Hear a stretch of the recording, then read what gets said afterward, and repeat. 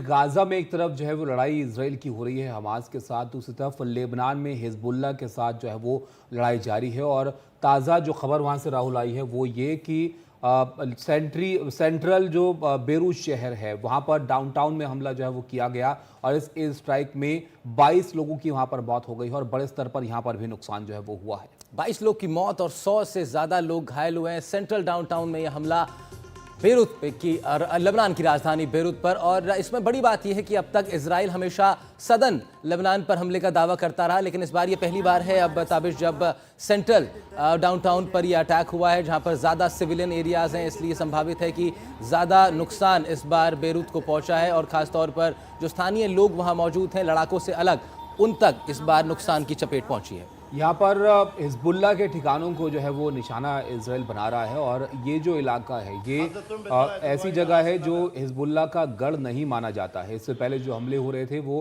Hezbollah के जो गढ़ वहाँ पर कहे जाते हैं उन जगहों पर इसराइल की तरफ से किए जा रहे थे। हालांकि इसके बारे में कहा गया कि यहाँ पर एक कमांडर हिजबुल्लाह का छुपा होने की खबर थी, उसको निशाना बनाकर ये हमले किए गए, लेकिन 22 लोगों की यहाँ पर मौत हुई है और इस हमले में 100 से ज़्यादा लोग घायल हो गए हैं।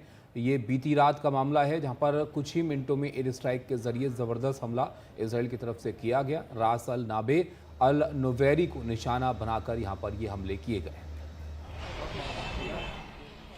इस हमले को लेकर हमारे दो सहयोगी गजाली और कादमनी विस्तार से बता रहे हैं।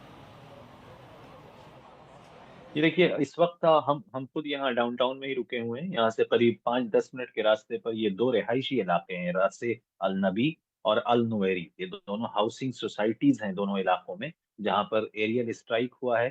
फिलहाल जो सूचना मिल रही है उससे यही लग रहा है कि वहाँ पर मिसाइल से हमला हुआ है, लेकिन कंटीन्यूअस यहाँ के आसमान में ड्रोन की आवाज़ लगातार आती रहती है।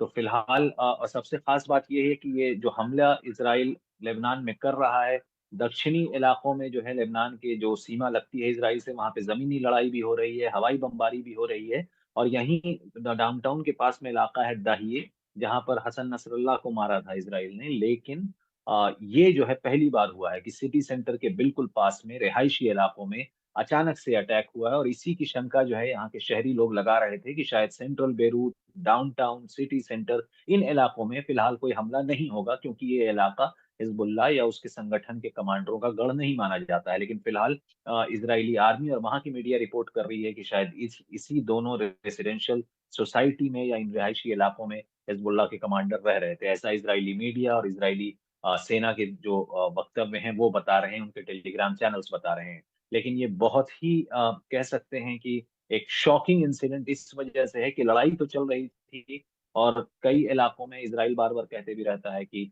आप फलाँ इलाका छोड़ दें, आप फलाँ गाँव को खाली कर दें और उसके बाद हम उसमें अटैक करेंगे, जो इज़राइल गाज़ा में भी करता रहा है और अब लेबनान में वही शुरू हो गया है। लेकिन ये शहर का बिल्कुल बीचों-बीच का इलाका है, काफ़ी घनी आबादी है यहाँ पर। अलग-अलग टेलीग्राम चैनल्स और उनके सोर्सेज़ यही बता रहे हैं, इज़राइल का जो वक्तव्य रहता है कि वहाँ हिज़बुल्लाह का कोई कमांडर था और उसको मारने के लिए उन्हें ये अटैक करना पड़ा है। कहीं पिछले 2-3 दिनों से इज़राइल जिस तरह से अपने हमले तीव्र कर रहा है, तेज़ कर रहा है, लेबनान का जो एयरपोर्ट है, बेरूत में जो एयरपोर्ट है, रफ़ीक हरीरी एयरपोर्ट, वो भी यहाँ से बिल्कुल पास में ही है। तो एयरपोर्ट के आस-पास भी अब लेबनान की सरकार ने सुरक्षा बढ़ा दी है। यहाँ की जो सेना है, उसको वहाँ की सुरक्षा दी गई है। लेकिन अब इस हमले से ये बिल्कुल साफ हो गया है कि लेबनान का कोई भी इलाका ऐसा नहीं बचा है जहां इजराइल अब हमला नहीं कर सकता है। यही एक इलाका था, शहरी इलाका, जिसको देखकर ये लगता था कि शायद इजराइल यहाँ कोई हमला नहीं करे।